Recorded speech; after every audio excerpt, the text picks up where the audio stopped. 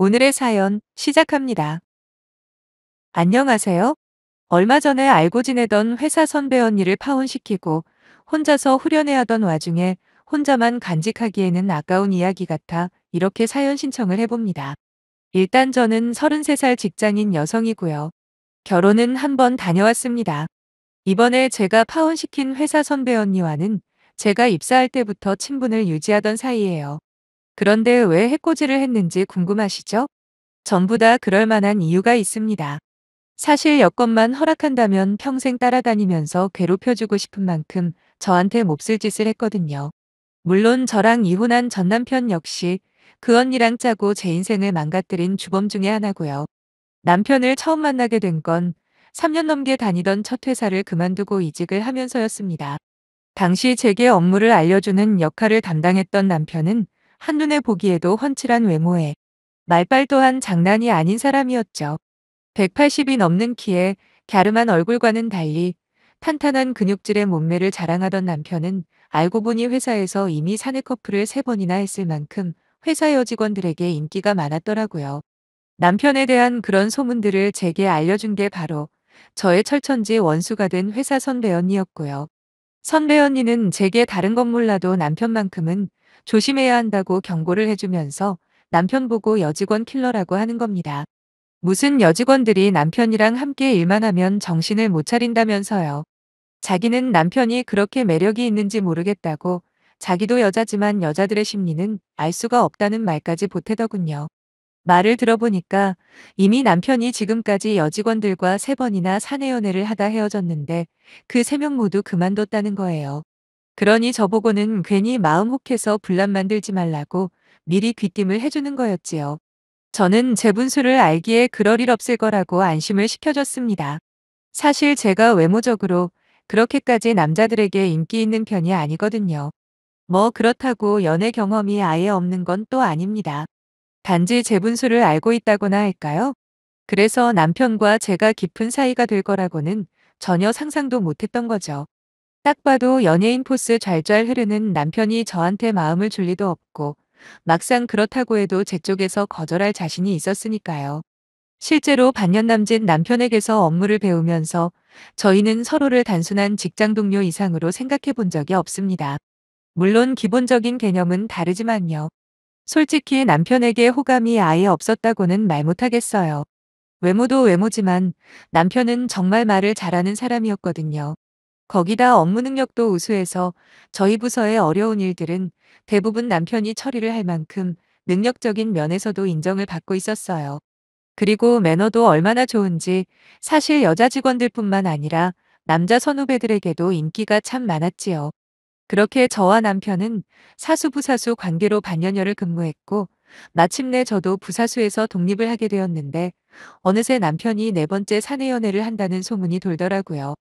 아무리 저희 회사가 사내연애를 금지하는 내규 같은 게 없다고는 하나 남편 때문에 벌써 3명이 그만둔 상태에서 또 사귄다는 소문이 돌기 시작하니 각 부서 팀장님들에게 남편이 한 소리를 들었나 봅니다. 난데없이 저한테 고민 상담 좀 해달라며 찾아온 거예요. 자기는 진지하게 연애를 하는 거라고. 하지만 감정이 식었는데 계속 만나는 게 더 이상한 거 아니냐면서 하소연을 하더라고요. 사실 그 말도 완전히 틀린 건 아니라고 생각했어요. 막말로 남편이 여기저기 들이대도 상대방 여자가 싫다고 거절하면 끝 아닙니까? 그래서 저는 남편 입장에서 나름 위로를 해줬어요. 그 후로도 남편의 고민 상담은 여러 번 반복되었고, 그렇게 자연스럽게 저와 남편은 조금씩 친해지게 되었죠. 하루는 남편이 그러더라고요. 자기가 아는 모든 여자들 중에 제가 제일 편하다고요. 물론 여자로서가 아닌 친구로 그렇다는 말도 함께 덧붙였습니다. 말이 많지도 않고 매사에 진지한 데다가 이야기를 해보면 생각이 깊어서 자기도 모르게 자꾸만 속마음을 털어놓게 된다는 남편의 말에 그때는 그냥 좋은 직장 선후배 사이라고만 여겼어요. 근데 남녀 사이라는 게 자꾸만 함께 지내는 순간들이 많아지다 보면 자신도 모르게 감정이 생기더군요. 그건 남편도 마찬가지였나 봅니다. 원래 남편은 결혼 같은 건 하지 않겠다는 주의였어요. 저뿐만 아니라 주위 모든 사람들에게 자주 그런 말을 하고 다녔고요. 근데 어느 날 갑자기 남편이 저에게 고백을 해왔습니다. 그것도 결혼을 전제로 사귀어 보고 싶다고요. 솔직히 말해서 싫지 않았어요. 연애 문제만 빼놓고 보면 남편은 누구에게나 싹싹하고 일자라는 그런 남자였거든요. 몇 번의 거절에도 계속해서 다가오는 남편을 저는 결국 밀어내지 못했고, 그렇게 저희는 비밀 연애를 시작했네요. 비밀 연애는 제 생각만이 아니었습니다. 남편 역시 이제는 정말 진지하게 저를 만나고 싶다면서, 그러기 위해선 주위 사람들의 불편한 시선이 거슬린다고 하더라고요.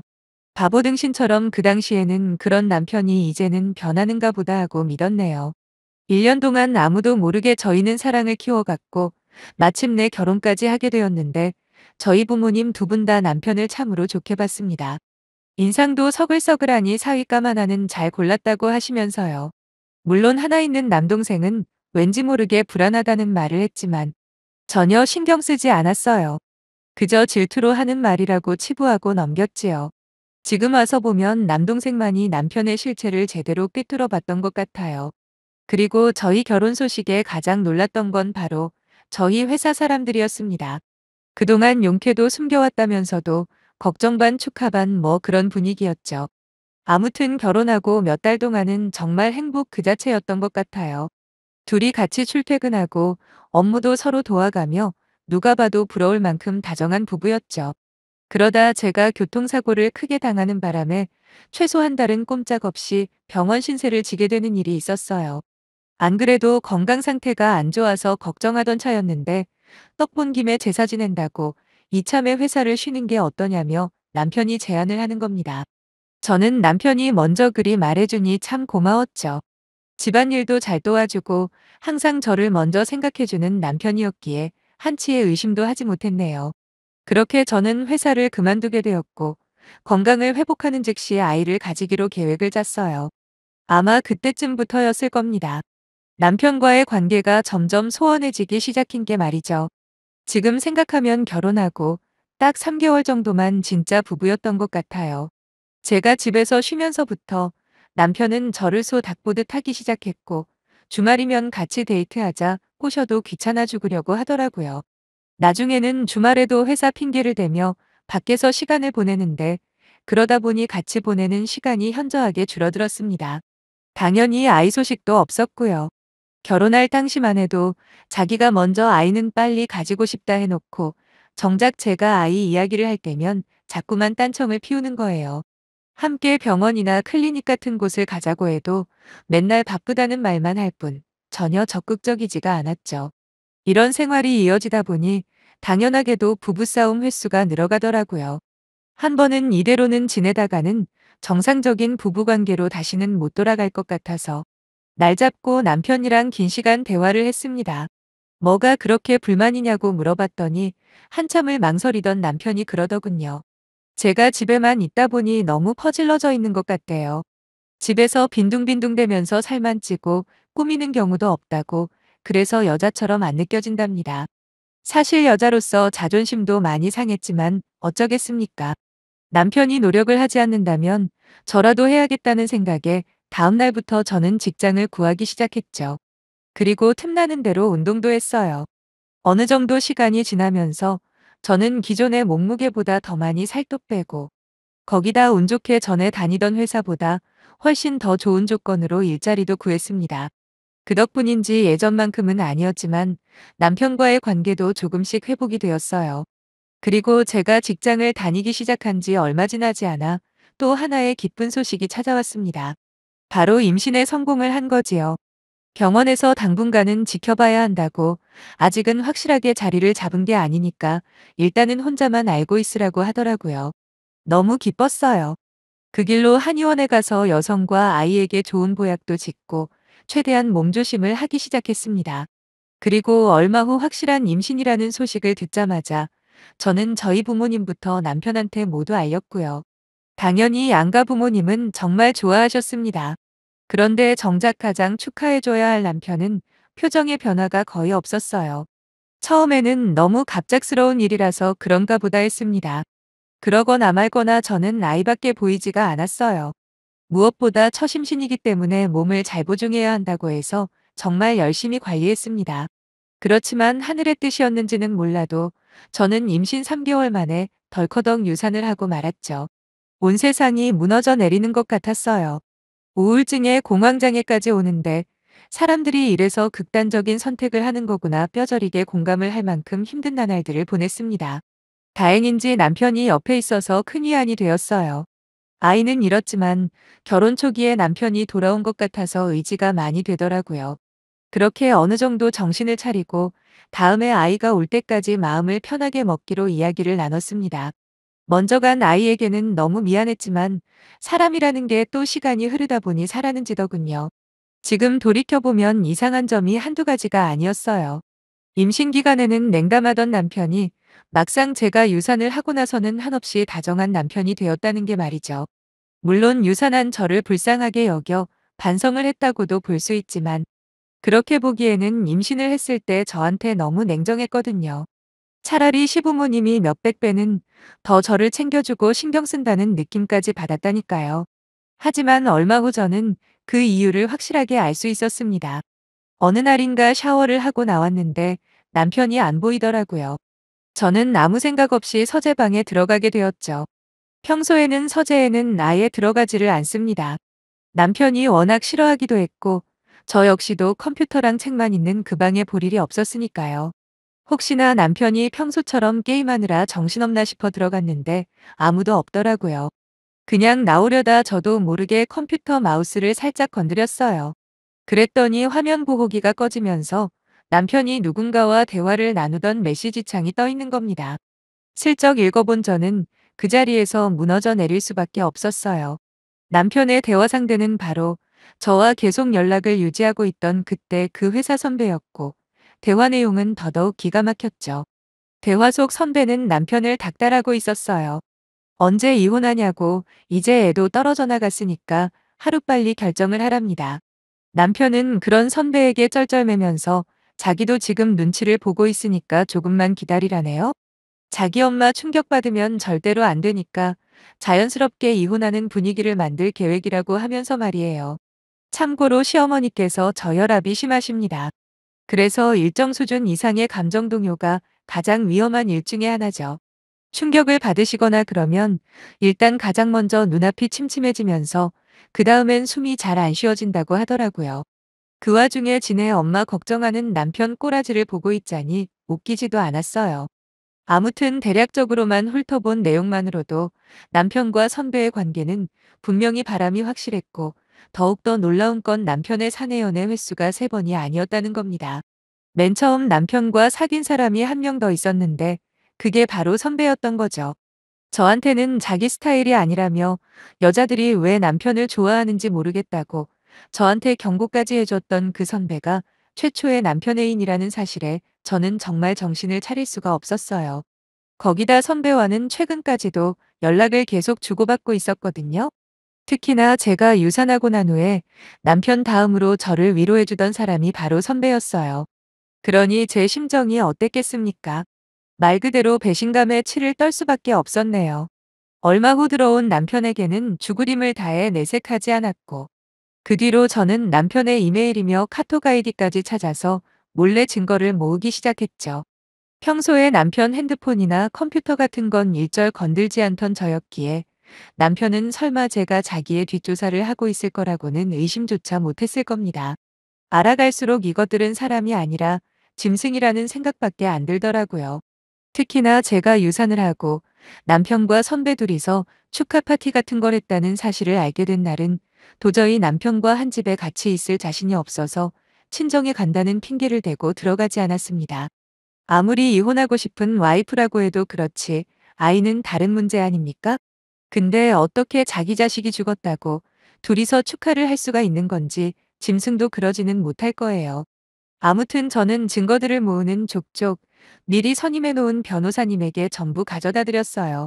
이혼 소송과 상간녀 소송 둘 다 동시에 준비를 하면서 겉으로는 아무런 내색도 안 하고 일상생활을 하는 척했죠. 왜냐하면 그들의 계획은 시부모님 특히 시어머니에게 충격이 가지 않는 선에서 조용히 합의 이혼을 하는 거였거든요. 제가 미쳤다고 그것들이 바라는 대로 해주겠어요? 절대로 그렇게는 못하죠. 하루가 다르게 몸이 달았는지 선배는 남편을 계속해서 압박을 하기 시작했고, 나중에는 자기가 답답했는지 저를 찾아와 남편 흉을 잔뜩 보더군요. 그러면서 제가 힘든 게 전부 남편 때문인 것 같다고 그냥 홀가분하게 제 인생을 찾으라는 식으로 말을 하는 겁니다. 뻔히 보이는 수작질에 구역질이 날 것 같았어요. 겉으로는 저를 걱정하는 척하면서 속으로는 하루라도 빨리 내 남편과 붙어먹고 싶은 거 누가 모를 줄 아냐. 네가 그러고도 인간이냐라며 머리채를 쥐어뜯어버리고 싶은 거 겨우 참았네요. 아무튼 선배에게 제가 그랬어요. 남편이랑 헤어지면 죽을 것 같다고 말이죠. 이혼 같은 건 생각해 본 적도 없고 하고 싶지도 않다고 그랬더니 미묘하게 표정이 굳더라고요. 아무튼 그렇게 지옥 같은 나날들을 보낸 지 2달 정도가 되었을까? 마침내 변호사님이 이 정도 증거와 정황이면 100% 승소할 수 있다고 하셨어요. 이제 길고 긴 터널을 빠져나갈 때가 되었다는 거죠. 우선 남편에게 먼저 이혼 소송장과 지금까지 제가 모아놓은 증거들을 보여줬어요. 그동안 제가 알고 있었다는 사실을 꿈에도 몰랐는지 아주 기겁을 하더군요. 그때부터 주저리 변명 같은 걸 늘어놓길래 그냥 닥치고 들으라고 했습니다. 내가 원하는 조건을 들어준다면 합의 이혼으로 조용히 떠나주겠지만, 그게 싫으면 지금 당장 니네 어머니 찾아가서 당신 아들이 어떤 인간인지 낱낱이 밝힐 거라고 그랬어요. 남편은 그 와중에도 저한테 소리까지 지르면서 사람 죽이를 있냐고 자기 엄마 걱정을 하더군요. 그래서 니네 엄마 걱정할 정신은 있고 네 자식이랑 네 마누라 걱정은 안 되더냐 따졌더니 금세 입을 닫네요.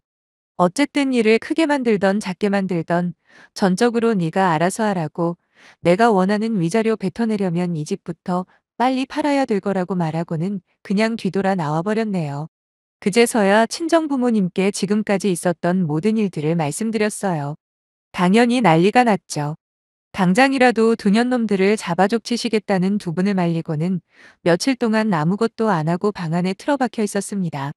저를 지탱하고 있던 긴장감이 마침내 풀려서인지 하루 종일 잠만 잤던 것 같아요. 그리고 며칠 후 저는 미리 입수한 정보를 통해 선배와 회사 직원들이 단체 회식을 하고 있는 곳으로 찾아갔습니다. 그곳으로 가는 내내 얼마나 떨리던지요. 무서워서 떨리는 게 아니라 정말 선배를 어떻게 할지도 모르겠다는 분노로 전신이 부들부들 거리더라고요. 도착을 하니 한창 자기들끼리 2차가 진행 중이었습니다. 저 멀리 술을 마시던 선배가 저를 발견하자마자 엄청 반갑다는 표정으로 손을 흔드는 게 보였습니다. 조용히 선배 옆에 서서 그 자리에서 상간녀 고소장과 그 인간의 실체가 담긴 사진 및 메시지들을 전송했죠. 그때부터 웅성웅성 저의 전 직장 동료들은 아주 난리가 났어요. 그중에는 선배에게 쌍욕을 하며 달려드는 직원들도 있었고요. 얼굴이 사색이 된 선배가 저를 올려다보길래 그대로 귀싸대기 한 방 제대로 날려준 다음 뒤돌아 나와버렸습니다. 사실 하고 싶은 말은 정말 많았지만 변호사님이 괜히 분란 만들어 봐야 좋을 거 없다고 경고를 해주셨거든요. 제대로 된 처벌은 법으로 해주는 게 맞다고 하시면서요. 실제로 그 후의 일은 그리 복잡하지 않았어요. 왜냐하면 남편은 제가 요구한 위자료를 뱉어내고 합의 이혼해줬고요. 상간녀 소송은 생각보다 오래 걸리지 않고 결론이 나버렸거든요. 아마 상간녀 소송으로 받을 수 있는 최대치의 위자료를 받았다고 하시더군요. 원래는 남편을 더 바닥으로 끌어내리고 싶었는데 차마 그건 못하겠더라고요. 그러려면 시어머니에게도 알려야 하는데 사실 시부모님은 저한테 그렇게 나쁘게 한 게 없거든요. 오히려 아이를 가졌을 때도 누구보다 저를 챙겨주시려 했고 유산을 하고 나서도 얼마나 함께 안타까워해 줬는지 모릅니다. 막말로 돈보다 남편 인생을 끝장내고 싶었죠. 하지만 부모 잘 둔 덕분에 이 정도만 하고 넘어가기로 결정한 거예요. 지금도 그 결정에는 후회 없고요. 그래서 시부모님에게서 이혼 문제로 연락이 왔을 때도 그냥 성격 차이로 이혼한다고 대충 둘러서 말씀드렸습니다. 믿으시던 안 믿으시던 그게 제가 할 수 있는 최선이었다고 생각해요. 그리고 남편과 선배는 당연히 회사를 그만뒀어요. 생각해보세요. 아무리 얼굴이 두꺼워도 그런 개망신을 당했는데 멀쩡히 회사를 계속 다닐 사람이 있을까요? 여기까지가 작년의 일이에요. 그 후로 저는 마음 추스리며 살고 있었는데 저랑 계속 연락을 유지하고 있던 전 직장 동료 중에 한 명이 선배 소식을 최근에 알려주더라고요. 어디서 만났는지는 몰라도 꽤 잘 나간다는 젊은 사업가와 결혼을 약속했다고 말이죠. 그 말을 듣는 순간 저는 모든 인맥을 총동원해 상대 남자와 그 부모님의 연락처를 알아냈고 며칠 전 파혼을 했다는 소식을 들었네요. 이미 저는 예상하고 있었어요. 왜냐하면 제가 그들에게 보낸 건 선배의 상간녀 소송 판결문이었거든요. 듣기로는 선배네 집안이 완전 아수라장이 되었답니다. 그 남자네 가족이 선배 집으로 찾아가서 항의하고 아주 난장판을 만들었던 모양이더라고요. 뭐 선배는 혼자 열받아서는 주위 사람들한테 제 욕을 하고 다닌다는데 저는 상관없습니다. 어차피 자기도 직접 저한테 연락할 용기는 없는 것 같은데 모르면 몰랐지 않은데 그냥 넘어갈 수는 없죠. 앞으로도 얼마든지 새로운 남자 구해보라고 하세요. 저는 그때마다 꼬박꼬박 그 여자 상간녀 판결문만 보내주면 되니까요. 유일한 방법은 그런 치부까지 모두 이해해줄 남자를 찾는 건데 아마 쉽지는 않을 겁니다. 저도 세상 살아보니까 만만해 보이는 사람은 평생 만만한 대접밖에 못 받더라고요. 독할 때는 한없이 독해질 줄도 알아야 이 험한 세상 할 말하며 사는 거 아니겠습니까? 지금부터라도 제대로 독하게 살아보려고요. 저도 잘한 거 하나 없다고 인정하는 바라 힘내라는 말 부탁할 염치는 없네요. 모쪼록 잘 살아보도록 하겠습니다. 이렇게라도 털어놓으니 조금은 마음이 가벼워진 것 같네요. 감사합니다.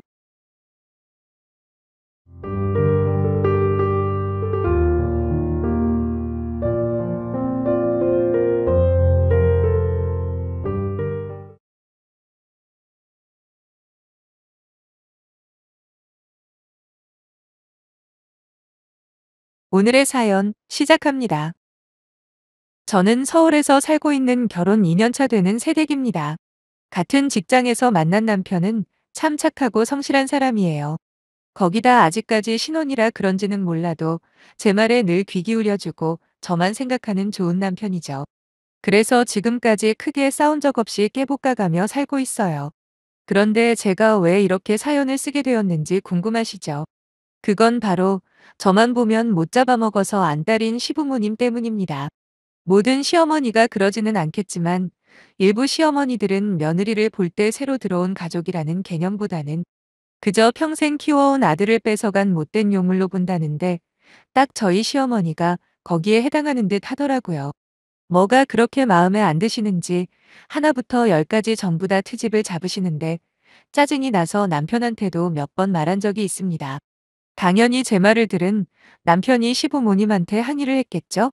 그런데 그날 바로 전화가 와서는 착한 아들 조종해서 잘 지내던 부모 자식 간에 이간질하는 못된 며느리 취급을 하는 겁니다. 그러면서 시부모가 며느리 눈치 보며 살게 한다고 어찌나 억지를 쓰시던지 그 뒤로는 속 시끄러워 한 귀로 듣고 한 귀로 흘리면서 살았네요. 남편과 제가 결혼할 당시 저희 집이나 남편 집이나 남들처럼 큰 금액을 도와주실 형편이 안 되었어요. 양가 모두 겨우 노후만 해결된 상태였거든요. 그래도 저와 남편이 열심히 모아둔 돈과 신혼부부 대출을 이용하면 어느 정도 살만한 전셋집 하나는 얻을 수 있었기에 일절 도움 안 받았네요. 물론 애초에 바라지도 않았고요. 지금까지 이렇게 사람 구실할 만큼 키워주신 것만 해도 감사한 일인데 굳이 결혼 비용까지 부담을 드리고 싶지 않았기도 했고 아무리 가족 간이라도 몇 천만 원이나 되는 큰 금액을 신세진다면 분명히 앞으로 어느 정도 기대를 할 텐데 그것도 싫었고요. 남편에겐 위로 누나 한 명, 아래로 남동생이 있는데 둘 다 남편처럼 괜찮은 사람입니다. 신우도 도련님도 만날 때마다 친근하게 대해주고 별다른 간섭도 안 합니다. 현재 시부모님은 경기도에서도 아주 외곽에 소규모로 농사를 지으며 살고 계시는데 신우와 도련님 모두 그 근처에서 함께 살고 있어요. 유일하게 남편만 서울의 대학교를 입학해서 그때부터 지금까지 쭉 서울에서 살고 있는 데에 비해 저 같은 경우에는 서울에서 태어나 쭉 한 동네에서 살고 있습니다. 그런데 시어머니는 제가 서울 사람이라는 것도 마음에 안 들어 하시더라고요. 서울 사람들은 워낙에 깍쟁이라고 자기밖에 모른다는 말을 자주 하셨죠. 실제로 제가 바른 소리라도 좀 할라치면 저것 보라고 서울 깍쟁이라 저렇게 자기만 안다고 하면서 무턱대고 비난부터 하셨는데 처음엔 얼마나 서운하던지요. 일단 사람 말을 들어보고 판단하던가 하셔야지 듣기 싫은 소리라고 제 출신 지역을 엮어 나무라기만 하시니 대화 자체가 안 되더군요. 그러다 보니 신혼 초에 한 달에 2번 넘게 방문하던 횟수도 점점 줄어들게 되고 전화도 잘 안 하게 되는 거예요. 주말에 차 막히는 것까지 감안하면 시가까지 왕복 3시간이 훌쩍 넘는 중장거리예요. 아무래도 신혼이다 보니 둘 다 일해야 하는 평일에는 시간이 없어서 못한 데이트를 하고 싶은 마음이 컸지만 그래도 며느리로 새로 들어갔는데 자주 보고 친해지면 좋겠다 싶어서 제가 먼저 가자고 한 겁니다. 하지만 갈 때마다 기분 좋게 돌아오는 경우는 거의 없고 대부분 시어머니의 모진 소리에 상처만 입고 올 때가 많다 보니 차츰 거리를 두게 되더군요. 하지만 남편 얼굴 봐서 최소한 할 건 했다고 생각해요. 매달은 아니지만 기념일이나 명절 때면 용돈도 챙겨드리고 전화도 일주일에 한 번은 해서 안부 여쭙고 그랬습니다. 시가에 방문하는 건 아무래도 뜸해졌죠. 갈 때마다 좋은 소리 한 번 못 들었으니까요. 거기다 그때가 4인 이상 집합금지 기간까지 있어서 한 달에 한 번도 가지 못했는데 하루는 시어머니에게 전화가 와서 받았더니 잔뜩 심술이 난 목소리로 얼마나 잘난 며느리가 들어왔는지 얼굴 까먹겠다고 비아냥 대시는 거예요. 그러면서 한다는 말이 자기 아는 사람 며느리 중에는 매주 찾아와서 반찬도 해놓고 집안 대청소까지 싹 해준다는데 넌 도대체 얼굴 하나 보여주기도 그렇게 힘드냐고 우는 소리를 하시더군요. 자기가 뭐 반찬을 해달랬냐, 그렇다고 오면 일을 시키기를 하냐, 겨우 몸만 달랑 와서 해주는 밥 먹고 가는 게 전부면서 그것마저도 이 핑계 저 핑계 대면서 꾀를 부리니 지지리도 며느리 복 없다는 말씀을 하는데 진짜 기가 막혔습니다. 말이야 바른 말이지. 시가에 내려갈 때마다 어땠는지 아세요? 아들 내외 내려온다고 상다리 부러지게 음식해주기 바라지도 않아요. 하지만 말라비틀어진 김치와 식어 빠진 생선구이를 내어주는 거예요. 거기다 된장찌개는 처음 끓인 것도 아니라 먹던 거 다시 물 부어 데펴서 내놓으셨고요. 어떻게 알았냐고요? 반으로 잘린 두부들과 텅 빈 조개 껍질들을 보고 알았어요. 비위가 상해서 그날 반도 안 먹었습니다. 그랬더니 입이 짧다고 또 잔소리를 하셨죠. 그래서 다음에 내려갈 때는 시가 근처에 있는 마트에 들러 음식 재료 사가지고 밥을 차려드렸더니 맛이 있네 없네 서울 음식이 역시 전국 팔도에서 제일 밍밍하다는 되지도 않는 소리만 하시는데 어떤 며느리가 잘하고 싶겠어요? 그 후로는 그냥 맛집 검색해서 식당에서 외식했습니다. 솔직히 반찬 같은 거 해드릴 수 있어요. 하지만 제가 해드린 음식을 그렇게 혹평을 당하고 나니 그럴 생각이 싹 사라져버리더군요. 거기다 툭하면 전화해서 자기 계모임에 누구 며느리는 보너스 탔다고 용돈으로 100만 원 현금으로 주고 갔다더라. 아니면 또 아는 누구 는 며느리가 통이 커서 분기별로 여행 보내준다더라 등등 시도 때도 없이 사람 속을 긁어대는데 정말 미치겠는 겁니다. 남편 말대로 한 귀로 듣고 한 귀로 흘리는 것도 어느 정도지. 잊을만 하면 전화를 해서는 복장 터지게 하는데 당해낼 재간이 없더라고요. 결국 저는 스트레스로 인한 위염에 걸려버렸고 불과 몇 달 전까지만 해도 약을 먹지 않으면 수시로 신물이 올라와 속 쓰려 밤에 잠도 제대로 못 잘 정도였네요. 겨우 비교질한다고 병까지 걸리냐고 하실지는 모르겠지만 안 당해본 사람들은 모릅니다. 속에서 끓어오르는 울화를 참는 게 얼마나 힘든지 말이에요. 물론 중간중간 남편이 시부모님께 자꾸 말도 안 되는 소리 하지 마시라고 그렇게 다른 며느리가 마음에 들면 거기 가서 사시라며 따져도 봤지만 그때마다 죽을 고생해서 키워줬더니 이제 마누라 치마폭에 쌓여 등신짓 한다는 욕망 먹을 뿐 아무 소용없더라고요. 그런다고 제가 시어머니가 해달라는 대로 해준 건 없습니다. 그럴 마음도 없고 여건도 안 되었죠. 저희는 아직 아이 계획은 없습니다. 결혼 전부터 이미 다 이야기한 부분이고 조금 더 돈을 모으고 아이를 가지는 게 여러모로 낫다 싶었거든요. 물론 신혼도 좀 더 즐기고요. 남편과 저는 둘 다 생산 직종이라 마음만 먹으면 근무 시간을 늘려서라도 돈을 더 벌 수 있어요. 그래서 젊을 때 한 푼이라도 더 모으자 의견 일치를 받고 한창 야근에 특근까지 하는 시기에 시어머니가 또 속을 긁기 시작했는데 이번엔 아이 문제로 걸고 넘어지더라고요. 하루는 연락도 없이 시어머니 혼자 신혼집에 찾아오셔서는 대체 애소식은 왜 없냐고 난리시네요. 남편은 쳐다도 안 보고 저만 노려보시면서 어디에 문제 있는 거 아니냐고 하는데 정말 화딱지가 났습니다. 다름이 아니라 결혼 전 상견례 때 이미 남편과 저의 아이 계획에 대해서 상세히 말씀드렸거든요. 경제적인 문제도 있고 거기다 연애 기간이 짧은 만큼 신혼을 좀 즐기다 아이를 가지겠다고 말이에요. 그런데 이제 와서 아무것도 기억을 못한다는 듯이 난리를 피우시니 제 입장에선 얼마나 황당하고 짜증이 났겠어요? 그걸 아는지 모르는지 시어머니는 말을 계속 이어나가시더군요. 이번에도 다른 며느리와 비교하면서요. 내가 아는 집 며느리는 결혼하자마자 애가 져서는 지난달에 떡두꺼비 같은 손자 안겨줬다는데 너는 결혼한 지 얼마나 지났는데 아무 소식이 없냐. 진짜 무슨 문제라도 있는 거 아니냐라고 하시며 며느리가 이쁜 구석이 없으면 손주 보는 맛이라도 있어야 하는데 자기처럼 며느리 복 없는 시어미는 세상에 또 없을 거랍니다. 또다시 제 속을 뒤집는 시어머니를 보고 있자니 갑자기 속이 너무 쓰린 겁니다. 제가 가슴을 움켜쥐며 약을 찾고 있으니 남편이 시어머니를 향해 버럭 화를 내면서 당장 가시라고 겨우 그딴 걸로 사람 속 뒤집으러 왔냐면서 어머니를 내쫓다시피 보내버리더군요. 평소 바른말은 해도 부모님께 화내는 모습이 없었던 남편이 소리를 지르는 모습에 깜짝 놀라셨는지 시어머니는 고분고분 시가로 돌아가셨지만 문제는 앞으로도 이런 일이 생길 때마다 제 병은 더 심해질 거라는 거였죠.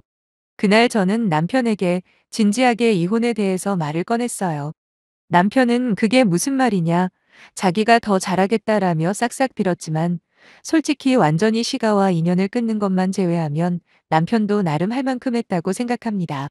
그렇다고 멀쩡한 부모 자식 사이를 잘라내고 싶지도 않았고요.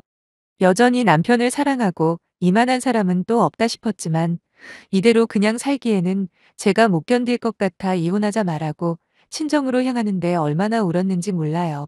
그냥 내버려 두기만 하면 알아서 잘 살 텐데 그게 그렇게도 힘든 일인가요?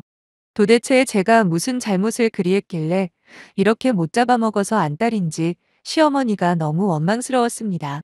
남편에게 많은 연락이 왔지만 마음 약해질까 봐 안 받았어요. 물론 카톡은 어쩔 수 없이 봤는데 대충 보니까 남편 역시 시가로 가서 한바탕 한 모양이더군요. 결혼해서 잘 사는 아들이 지금 이혼 위기인데 이게 전부 다 부모님 덕분이라고 하면서 그동안 쌓인 거 다 말해버렸답니다. 하지만 그 와중에도 반성 따위는 안 하는 부모님이 자기도 이제는 이해가 안 되고 그냥 연 끊고 싶은 마음뿐이랍니다. 저 역시도 막상 이혼하자 말은 하고 나왔지만 생각하면 할수록 너무 억울한 거예요. 막말로 남편에게 하자가 있어서 이혼하는 거면 모르겠는데 시가만 제외하면 남편과 아무 문제도 없거든요. 근데 내가 왜 이렇게 쫓겨나듯 물러나야 하나 싶었죠. 그러다 저보다 먼저 결혼한 친구와 기분 전환 겸 술 한잔 하다가 하도 답답한 마음에 제 일을 상의했더니 친구가 그러더군요. 좋은 해결 방법이 있는데 왜 굳이 잘 살고 있는 남편과 이혼하려고 하냐고요. 그 친구도 저와 남편 사이를 잘 알거든요. 친구 말의 요점은 이거였어요. 중간에서 남편이 막아주는 것도 어느 정도 한계가 있다고. 정말 중요한 건 당사자가 의지를 가지고 강하게 대응을 해야 한다는 거예요. 거기다 남편이 전폭적으로 제 편을 들어주는데 뭐가 겁나서 아무 말 못하고 당하고 사냐는 말에 순간 아차 싶더군요. 그러면서 친구는 또 다른 며느리들이랑 비교질하고 그러면 너도 똑같이 다른 시어머니들하고 비교질하면 되는 거 아니냐. 누가 이기나 끝까지 해보고 그래도 안 되면 이혼을 선택하는 거지. 지금처럼 뭐 하나 제대로 반항 한번 못하고 이혼하는 건 자기가 더 억울하다고까지 하더라고요. 그 말을 듣자마자 이 좋은 방법을 왜 생각을 못했나 제 자신이 한심하기만 했네요. 전 그날로 바로 남편에게 가서 말했어요. 다시 한번 노력해보겠노라고요. 대신 앞으로 시어머니가 이상한 소리 할 때 내가 어떻게 반응해도 가만히 있어라. 이제부터는 내가 직접 말할 거라고 했더니 남편은 반색을 하면서 이혼만 안 할 수 있으면 뭔들 못하겠냐 엄청 기뻐하더라고요. 그렇게 저와 남편은 다시 원래의 자리로 돌아왔습니다. 하지만 저는 완전히 다른 사람이 되어 있었죠. 말도 안 되는 소리를 들어도 혼자 삭히고 은근히 남편 뒤에 숨던 그래서 잘못한 게 없는데도 혼자 속병까지 생겨버린 그 등신은 이제 없어졌습니다. 이제는 다른 며느리가 용돈 주니까 부럽더라라고 하시면 저는 바로 받아칩니다. 저희 회사 언니 시어머니는 얼마 전에 지하철 타고 출퇴근하는 며느리 불쌍하다며 차 뽑아주시던데요. 이런 식으로요. 물론 처음에는 이래도 되나 싶기도 하고 괜히 더 큰 분란만 만드는 건 아닌가 싶어 걱정도 되었어요. 하지만 만에 하나 잘못되면 그냥 안 보면 그만이라고 생각하자 마음이 편해지더라고요. 시어머니가 돈 가지고 비교하면 저도 똑같이 돈 가지고 비교해드렸어요. 그리고 반찬 해온다는 며느리 이야기를 하시면 저도 똑같이 누구 시어머니는 김치까지 담궈서 보내주시던데 저는 김치는커녕 그 쉬운 멸치볶음 한 번도 안 해주셨네요. 라고 따박따박 반박하면 얼굴이 벌개져서는 아무 말 못하시는 시어머니였죠. 가장 하이라이트는 빨리 애 낳으라고 다른 며느리들은 잘만 손주 안겨준다고 하셨을 때였네요. 저는 표정 하나 안 변하고 실제 제 친구 이야기를 했습니다. 잘 사는 시가 만나서 대출 하나 없이 바로 자기 집에서 신혼 시작한 것도 모자라 매달 시부모님께 용돈 받으며 일도 그만두고 편하게 사니까 자연스럽게 아이가 생기더라.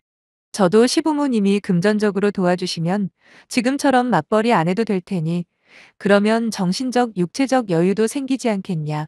그럼 그게 손주를 최대한 빨리 보는 지름길이라고 대답했죠. 역시나 시어머니는 제 말에 아무 대답도 못 하셨고요. 옆에서 남편이 제 말에 가끔씩 맞장구를 치긴 하지만 대부분 저 혼자 맞서게 된 겁니다. 이게 한두 번 쌓이다 보니 점점 더 용기가 생기더군요. 가장 좋았던 건 그동안 집요하게 저를 괴롭혀온 스트레스성 위험이 거짓말처럼 나아버렸다는 겁니다. 역시 스트레스가 원인이 맞긴 맞았나 봐요. 요즘은 밥맛도 좋고 하는 일도 잘 되고 남편과도 여전히 행복하게 잘 살고 있습니다. 지금처럼만 쭉 살면 좋겠어요. 시부모님요? 많이 좋아지시긴 했지만 그래도 가끔씩 예전 버릇 못 버리고 다른 며느리들이랑 비교질하긴 해요. 근데 아무 걱정 없습니다. 왜냐하면 제가 더 심하게 받아쳐 버리거든요. 시가와 인연 끊는 것보단 이렇게 지내는 게 훨씬 좋다고 생각이 되는데 여러분들 생각은 어떤지 궁금하네요. 아무튼 지금처럼만 잘 살겠습니다. 응원 많이 해주세요.